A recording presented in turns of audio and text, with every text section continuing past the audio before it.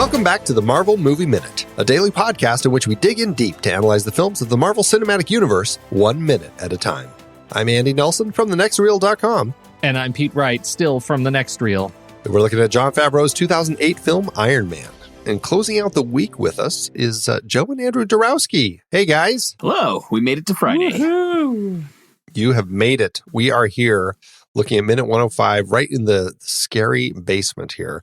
On today's show, at Minute 105, the minute starts with Pepper, looking for Jonesy, Obadiah, in the shadows behind the chains. And it ends with Ironmonger bursting out of the parking lot. Bursting out of the parking lot. Oh, what a sentence there. Man. That's right. This opening, I think we just, there's a lot of chains. We're starting There's this minute. So many chains. Why are there so many chains in this basement? And it seems like they're kind of color-coded. Do you notice that? We get into 17, 18 seconds when the lights go on, and there are some silver chains, and there are some black chains. Well, and I think the links are maybe slightly different sizes, too. These are different grades of chains. And minute 3, there's definitely different sizes happening. Or second 3, sorry. At the 3 seconds into this minute, there's a whole bunch of different sizes, but then it seems like we get uniform sizes and a different cut. I don't know. I think some of it is the depth perception. Some of them are really close to the camera, and some of them are back behind Pepper.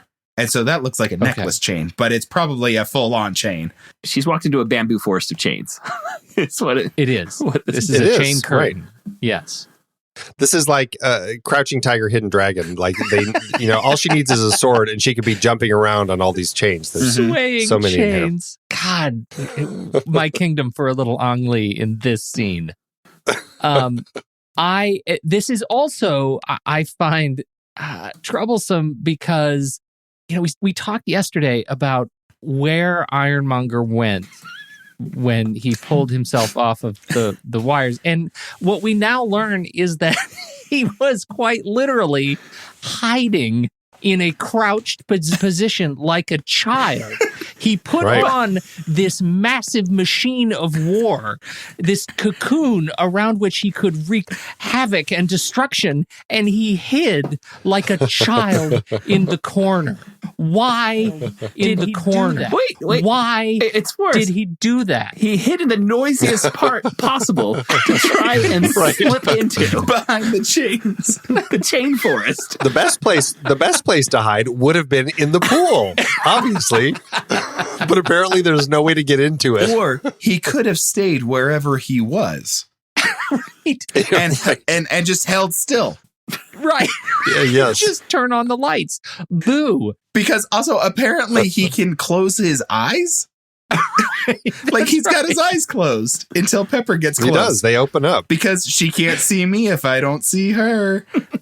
Well, and this is exactly what Tony was in when he was hiding in the cave. It's like, where is his chess piece? Why do we not see that here? Mm-hmm. All of this stuff is all of a sudden hiding in the dark. The logic here, it's a little baffling. But so last episode, in one of the highlights of my podcasting career, we broke down the Last Supper of S.H.I.E.L.D. agents around the Mark I armor.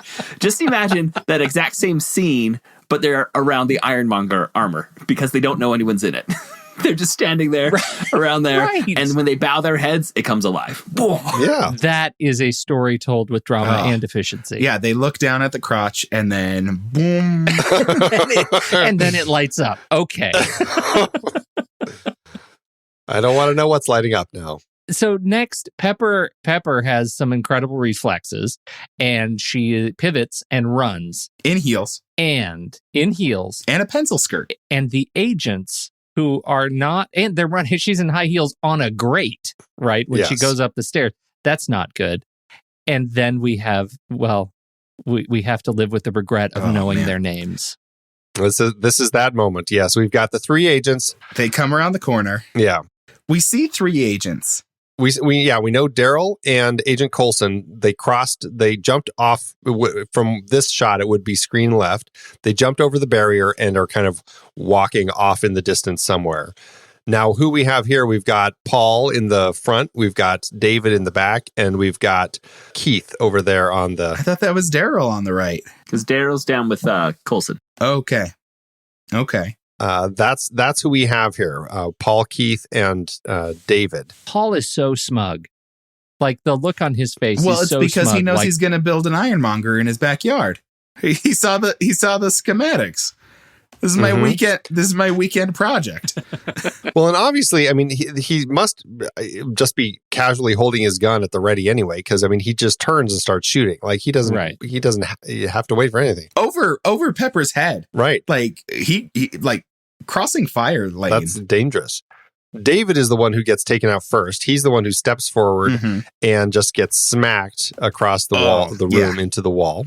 That's no fun. I mean, could he survive that? He could be okay. Maybe. Like in Groundhog Day when the cameraman's looking down, he could be all right. A few broken bones. It looks rough though because he got hit like on the face. he did. Yeah, it's not a good hit. It's really not a good hit. And his hand's obviously broken because his hand gets hit first. What you can't hear is that he's screaming, "Mom!"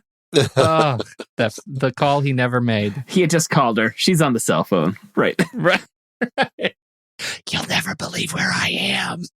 And then the other two, and then we have Ironmonger running around the corner, and it looks like he's trying to attack maybe Paul, but what he does is he smashes the Mark I suit, which explodes. Apparently, it wasn't. Yeah. Apparently, it's full of explosives now. I don't really. But like a very sparky explosive, not a smoky or a fiery explosive. Right. So it wasn't full of fuel. Right. Just firecrackers. It was full of visually interesting explosives, but not things that would obscure your visual impact. Yes. Yeah. Now, I think he gets Paul with that. Yeah. I think Paul gets hit right as he's doing that. If you watch Paul, if you go frame by frame with Paul and with Keith. Oh, sorry. I was talking about Keith. Keith definitely is gone. Keith is the one who's on the right. He's the rightmost. I think Keith just lies down. David is the one who gets hit first. Okay, then Paul. So Keith is I think Keith survives. I think Keith just takes it. He just takes a reverse knee. He backs down and he hides under a little stair.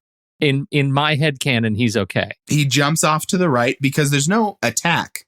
There's no attack on him. No. I think he goes and he takes Ironmonger's hiding spot behind the chains.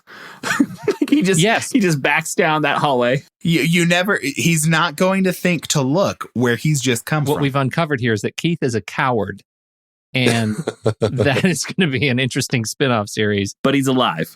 But he's a live coward. Mm-hmm. He's a live coward. Right. Right. But yeah, somehow I don't think so. David and Paul, I think we're counting as out. Yeah. Now we don't know where Jason is. Jason's our first day on the job. Maybe he ran before everybody else. He's MIA. We do know that Daryl and Coulson are off down the hallway, so they should be all right. They should be okay. And then we think that maybe Keith is going to be okay. Unless he got hit by a piece of the Mark I suit, we think that he can make it. Which is very possible. It is very possible, yeah. And Pepper manages to make it. Somehow running across that grate. Yeah, in her high heels. With this thing chasing behind her, blowing everything up. She makes it through. And this thing chasing behind her at improbable speed for its size. I would say. And like those legs really get a scurry going at like, 23 seconds, 24 seconds? Oh, it goes fast. It starts scurrying. And that seems weird. Like, yeah, it's like he got rushed. It is sped up, right? A little too much. Like it's yeah. Maybe he's using his maybe he's got a repulsor in his back and he's blasting himself down the hallway. I mean, there's so much light behind him. Yeah, but like the legs move. Yeah, the legs definitely trot. Maybe they're dragging. And bouncing across the ground. Looks so silly. Kind of looks like he's slamming himself into the wall, like he doesn't know how to stop. Yeah. I don't think he's trying to stop. I think he's just trying to run full speed. He's trying to run her over. That's fair. But it looks weird because you get like this kind of scurry little legs. Yeah, it does look like he's scurrying really fast. That is a really fast suit. I think that's the fastest the suit will ever go. We'll have to keep our eye on that to see if he can ever move his feet that fast. And he does it without stopping as he impacts, 4 or 5 power breakers? Yes. Yeah, right. A lot of sparks. Of sparks. Like that whole room is sparks at this point. And if any of those things touch the water, I mean, who knows what kind of voltage we're dealing with.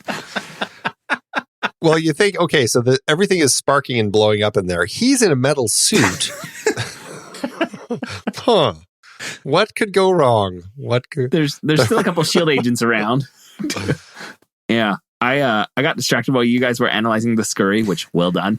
I had scrubbed back and I tried to count how many chains were dangling in that spot where Ironmonger was hiding. And I got to 20, and there's possibly 1 or 2 more on the side that get obscured because we see it through his, like you see his readouts on the side. So minimum 20 chains hanging down from the ceiling there. Now, some of those could be... So, 2 of those could be one chain, and they're linked at the bottom, and it's a hook. It's like not a hook, but a pulley kind of. Yeah, pulley, a simple machine. Yeah, something like that. I was about to ask, what is the utility of having 20 chains hanging in the corner? But maybe you just cracked it right there. There's pulleys. And now that I'm looking at it again, I think, Pepper runs past some chains on her way to the door, which means some chains get taken out in the scurry. There's some chains halfway down the hallway. There are a lot of chains here. Yeah, they're lining the hallway. You're right. There are. Oh my gosh. Why are there so many chains? What set designer accidentally ordered too many chains? Wow. You said have 10 chains. I put an extra 0. We had 100. We're using them all, guys. Just throw them up. No one will care. Just get them up there. Put them all in there. Oh, it's so funny.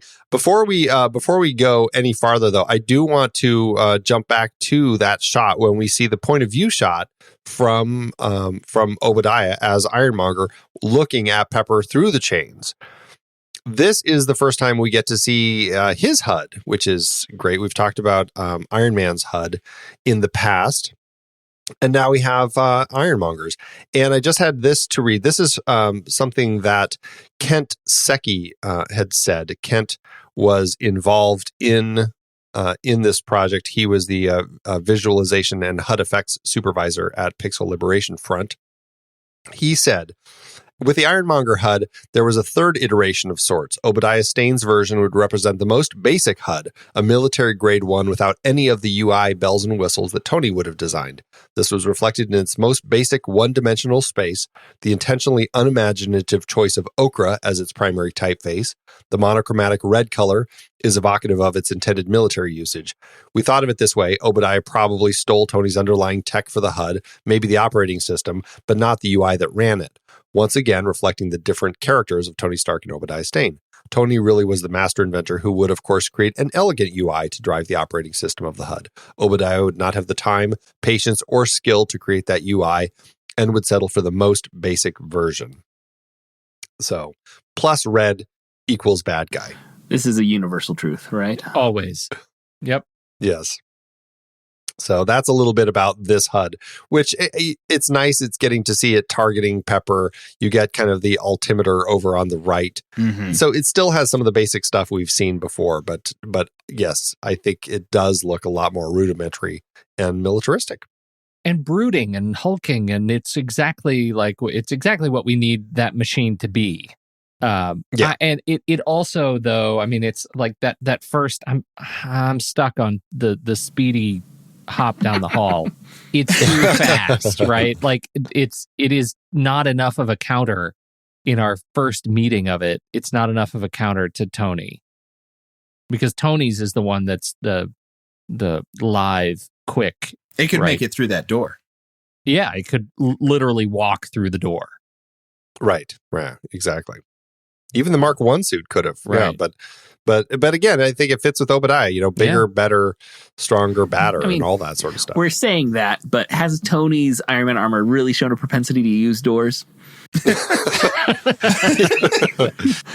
I mean, they're right there. They're fair analysis. Point well taken. Right.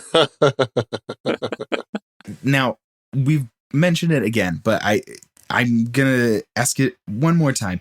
How were they planning to get the Ironmonger out of that building? Chains. Because he just breaks through the parking lot. Very, very elaborate pulley system. I don't know if you noticed, there are some chains in the scene. Just a couple chains. They've got it linked to a set of pulleys so that, you've got like the increase in power. What you don't know is that in Avengers Endgame, most of it takes place in this set, and you'll see them. It'll be a callback. You'll love it. It's great. And they'll use a lot of pulleys. A lot of pulleys. Yeah. I'm looking forward to, at the very end of this minute, we'll come back to the middle part here in a sec, but at the very end of this minute, we do have Ironmonger bursting out of the ground. So at least we know how he's decided to get out. But not how he intended. No, not how he intended. But I can't wait to see what's on the underside of that. Like, did he burrow through? Like, exactly what is this guy doing with this suit? Yeah, what is the tool that he has? Like, is he just digging with his big hands? I don't know. Why didn't he shoot his... Yeah, he's got rockets. I think you can see enough of it. He just like kind of pushes his shoulders up, doesn't he? Or, well, a fist comes up and... Yeah, fist kind of pops out and then he just kind of pulls himself out, so... Rotates the rest of the way. Maybe he very aggressively used his Zen garden rake on the ceiling until it was weakened enough that he could just thrust upward and break through. That's exactly what it was. Oh, this goes back to something we talked about yesterday. What was Pepper looking at? Up on the ceiling? At the up high, yeah, because this minute opens with her looking up, and then she looks over into the corner where the chains are, where Jonesy would be. Yeah, she turns around. So what was she looking at? She's probably looking at the pulley system. She's looking at the empty space where the sparking wires were. That's what she had been looking at. But then she obviously hears something behind her and turns, and now so he went from one side across the room to get behind all the chains very quietly and quickly. What do you think it is that she hears? Is it tinkling chains? Is it a little giggle? Like is he whispering her name? Pepper, Pepper. Opie's got really gone crazy if he's like secretly giggling in the corner now. Oh, so funny. This is where we really get to see the Ironmonger suit in action now, as he's kind of doing his little fast run down the hallway and everything. The Ironmonger first appeared or Obadiah first appeared in the Ironmonger suit in issue 200 of Iron Man on November 10th, 1985. That's when that issue came out. And it was the only issue where he donned the suit, because then he died at the end of it. Classic villain behavior. He was in it for like 30 episodes, and then he puts the suit on and dies. You think that that would have taught him something. Don't do it. But oh well, what are you going to do? We didn't talk about the bit in the middle of this minute after Pepper escapes. We cut to Tony as he's flying over L.A. He has left his house, as we saw in an earlier minute, and he's flying over, talking to Jarvis, analyzing the strength of this Mark I chess piece to see how much power it has. Not a lot, as it turns out. And we get some pretty bad CG. This is possibly the worst CG shot of Iron Man in his Delta pose flying over the city. Looks pretty terrible. But it's wonderfully short. They do not linger on it. No. Lucky for us. But this is also the moment where Tony finally decides to call Pepper. And it does make me ask again, why does it take him until this moment to call Pepper on the phone? He just kept thinking, well, I'll call her on the way.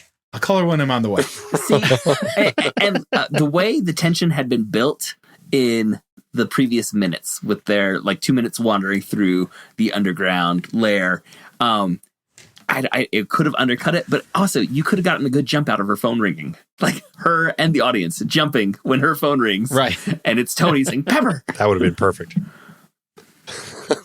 Even if it was a bad connection. Pepper, you gotta... She's like, I'm sorry, I'm under a pool of water. I don't know why. I think the chains are getting in the way of the signal. And then she could still walk out and get the phone call once she's outside with good reception. That would have been great. They should have done that. See? We figured out a better way to end it. What we do get in this sequence is a fancy HUD. Oh, for Tony. Yeah. Mm-hmm. Yeah.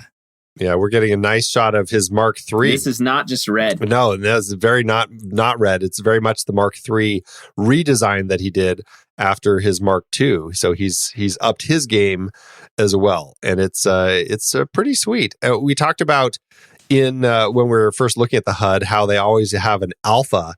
That was something that they were always trying to focus on. Like, what is the alpha item that is the focus of kind of whatever Tony's looking at or what we want the audience to look at. And then that for this particular moment, it's the bit over on the screen left. You kind of see the big circle over there. And first you're getting the suit diagnostics and then the power information. It's nice to kind of just see. And it does look much cleaner and simpler. Simpler. I don't know. Like multiple layers, right? On that axis. Like we get many more sort of layers in the palette. And I don't know. Like we've talked in the past about how, sometimes when he's bringing up information in the HUD, it looks like he's like reading PDFs. There is on screen right, he is looking at what looks like a stream of just text that is, I don't know, impossibly small. What's going on? What is he reading there? It looks like just a string of Unix commands. Like that's what it feels like it should be. Yeah. To me, what is he reading? Tony, stop. That's as I look at that, I'm like, well, I mean, okay, so you got to imagine we're looking at it from like, the mask's perspective almost, right? Yeah. So he's looking at it like you're looking at, I don't know, something in front of your face. I guess it's awfully tiny. But here's my problem with it. It's right in front of his left eye. Like his field of vision is way off and he can't turn his head. The whole thing moves, Right. Oh, I just held up my phone that close to try and read. No. You got it. No. There's not a lot of logic to it, but it looks cool, and that's what matters. We don't care. It is a great visualization of, just for making Iron Man in transit to somewhere be interesting. That was a great solution. Yeah. Yeah, giving some way to visualize, because they've done different things in the comics. And you can't use the things that they've done in the comics because it wouldn't work. Mm-hmm. Yeah, I think that the HUD, the way that they've been designing it, and I'm actually looking forward to this now as we go into Iron Man 2, Iron Man 3, all the different movies, and look at how they have continued to kind of evolve this over time. It's going to be pretty interesting to see. Yeah, and I think when you get to Avengers, there's a really cool element where he's in one mode and then the attack starts and it switches to like a combat mode. Like the HUD disengages and rotates into like a targeting mode or a more combat focused mode. And I think that's a really cool effect. Which I guess is something that he's finally resolved as far as his decision to stop manufacturing weapons. He's like, you know what? Weapons mode is okay. Which I never super tracked because like he has the tank missile. Right. On this thing. Like, right. For no weapons, you sure have a lot of weapons. Exactly. Yeah, it's difficult to stop being a warmonger when you're still blowing up all of your old war machines with war machines. Tony's greatest nemesis, the double standard. Indeed. Well, guys, we're kind of at the end of the week. We like to ask people about their kind of experiences with this movie and with Marvel and comics and all that sort of stuff. Where did you guys get started with Marvel and comics and this Iron Man film? What are your stories? So my interest in comics, which ended up being an interest in Marvel comics, started because as a child at a grocery store when I was like 7 or 8, my mom let me grab one off a spinner rack when they still had them in grocery stores to keep me quiet while she went shopping. And she did not know what she was starting with that decision. And I grabbed an X-Men comic. I remember it was one that had the words Pyrrhic Victory on the front of it, which I was like 7 or 8. I had no idea what that meant, but I was interested in it. And From there, I started collecting comics, and so did several of my brothers, Andrew included. Andrew's the youngest of our family, so he got swept along with some of our interests, as often happens. Swept or dragged? I'll let him speak for himself. I chose after a certain point. I'll tell the story. I have agency. Hey, wait. And so all through my adolescence and teenage years, I was reading comics. I kind of stopped in college for a little while, just as I was trying to figure out what I was going to do. And then I wrote a paper on Spider-Man in an English course. And the professor said, I kind of liked that. And I was applying for a master's just because I didn't know what to do next. And he said, if you wanted to study superheroes for your master's, I'd like to chair your committee. I had no idea what I was doing. I just had someone offer to chair a committee. So I was like, sure, that is what I plan to do. And then I was finishing my master's. So I was getting back into comics for that research stuff. And I was finishing my master's, and I, again, didn't know what I wanted to do with life. So I applied to some PhD programs, and I got into Michigan State, which has a very strong popular culture studies emphasis in some of their programs. And so they welcomed someone looking at superheroes. And that's where I ended up writing about race and gender in the X-Men comic books there. And so that grocery store trip when my mom let me grab an X-Men comic kind of accidentally led to my career studying popular culture and superheroes. And so I was very excited when Marvel, like I was following all the business sides of Marvel and everything, and I was in grad school when they announced they were doing their movie studios, and when Iron Man came out, I was in grad school, and I remember seeing it and saying, "Oh, they got this really right." Like they needed to hit a home run because of all the business deals that were in place, and they did with Robert Downey Jr. as Iron Man. And I remember all like the questions about Robert Downey Jr. and everything, and just being so curious and like looking for any snippets of information. And really happy with what came out. And I also remember when it came out on DVD, I had gone and bought it the day it came out. I bought it that morning, and then I was TAing a class on superheroes in American culture, and I showed the professor that I'd picked up Iron Man that morning, and he said, "Oh, let's scrap the lecture and just show the movie." And we did. We showed Iron Man for the class discussion that day. That's so great. God, that's awesome. I want more classes like that. Yeah. I mean, it very much fit. The class was on superheroes in American culture. So it was it wasn't a stretch to tie it in to the topics we had covered so far. Oh, so cool. How about you, Andrew? Yeah. So Joseph is around 10 years older than me. And so by the time he was picking that up, I wasn't there yet. By the time he was starting to read X-Men.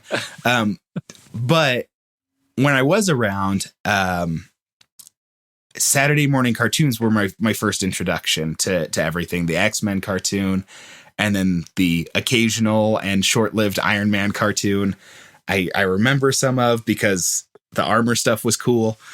And Joseph was influential in introducing all of that stuff. He, taught me how to turn on the TV for Saturday mornings. I thought that just comes naturally to children, right? That's an important first step. Yeah. And then when he and one of our other brothers, John, was the other big collector, when they had extras, I got some cast-offs. And then I think it was probably when I was around 10 or 11 or 12 is when I like really said, okay, like I really like this stuff. How do I haven't read comics. How do I read comics? And I went to Joseph, and he gave me some binders full of comics. He gave me long runs of, I think, Generation X and Exiles. At some point I read an extended Daredevil run. And so I started borrowing things from Joseph and John. Sorry, I call him Joseph. Everyone else calls him Joe. It's a weird family thing.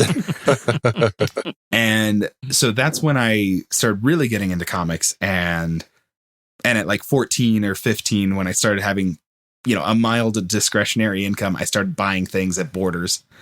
I miss Borders because they had a great collection. I just crossed myself when you said that. Bookstores.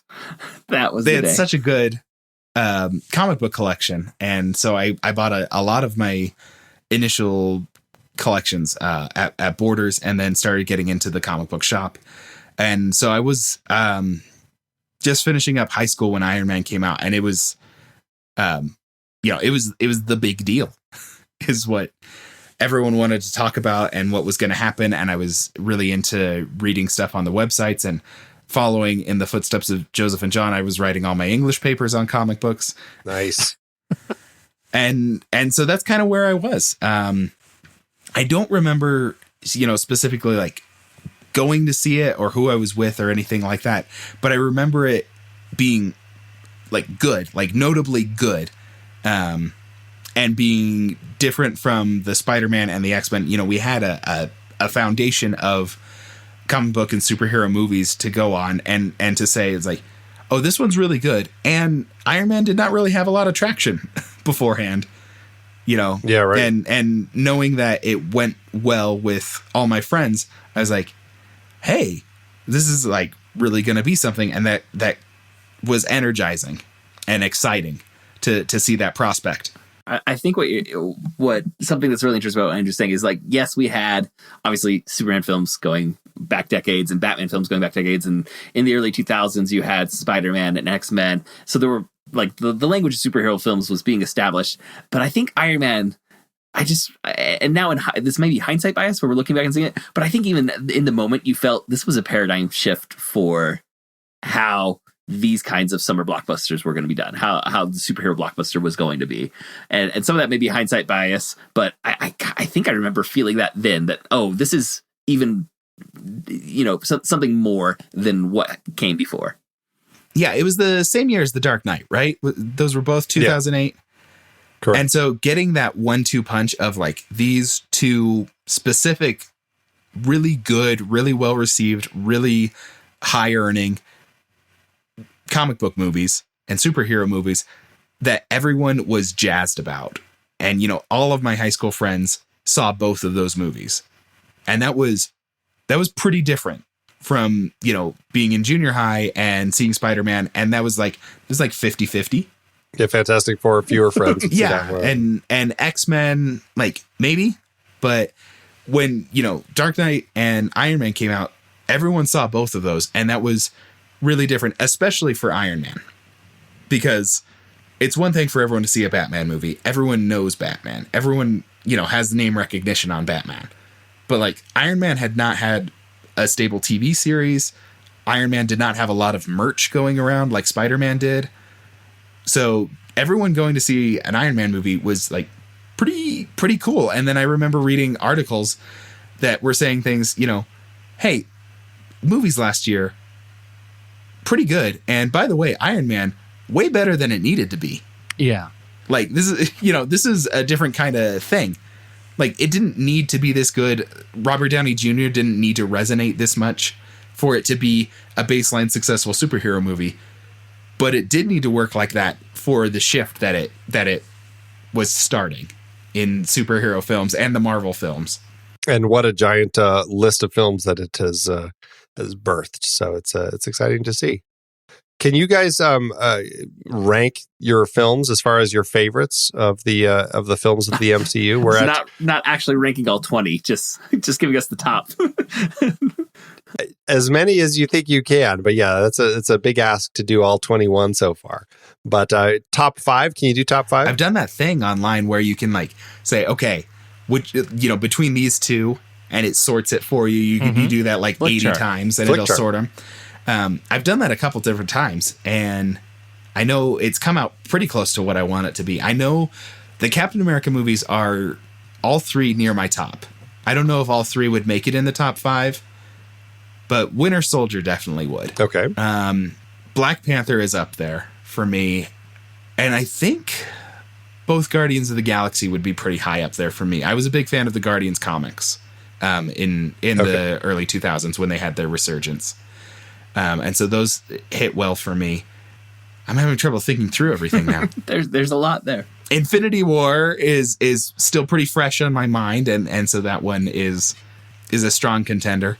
Well, there's 3 Iron Mans, 3 Captain Americas, 3 Thors, 3 Avengers, 2 Guardians, 2 Ant-Mans, and then there's Hulk, Doctor Strange, Captain Marvel, and Black Panther. Yeah.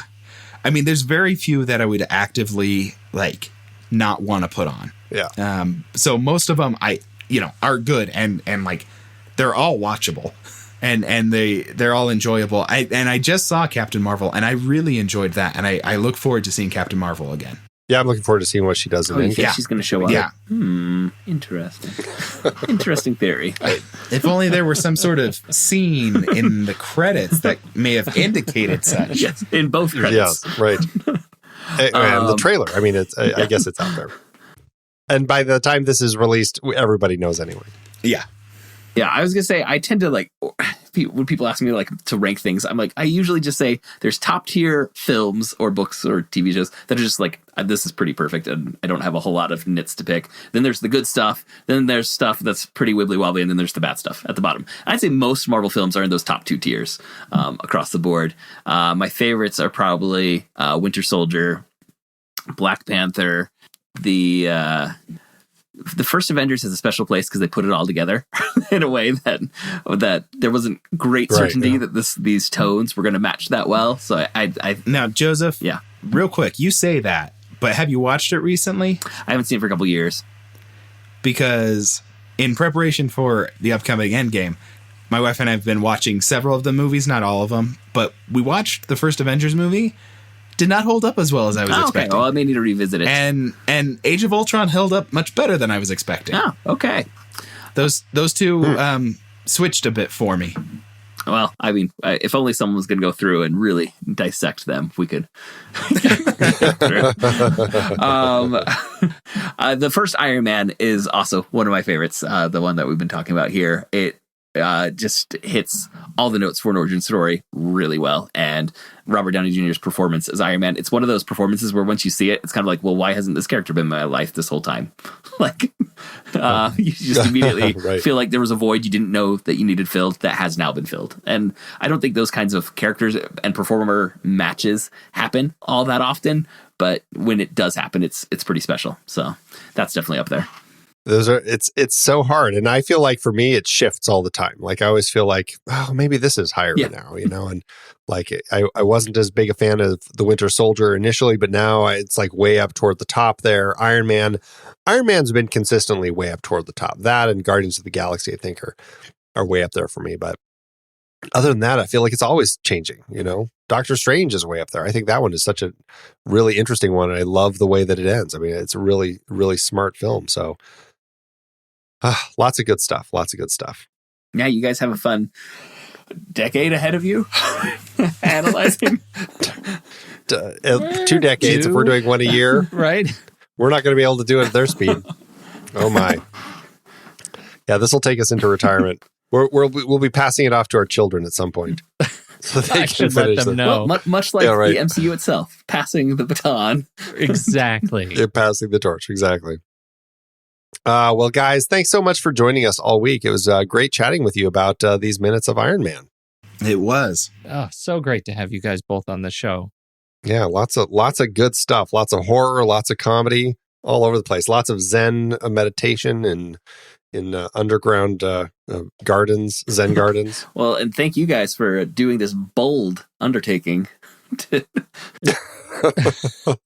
Some say it bold, others say crazy, but yes, here we are. It's going to be fun. Well, do you guys want to give us your plugs one last time this week? Yeah, I'll just give one final pitch for the Protagonist podcast, which Andrew helps out on as a producer and helps to get guests and do all the audio work, where over there on the Protagonist podcast, each week we talk about a great character in a great story.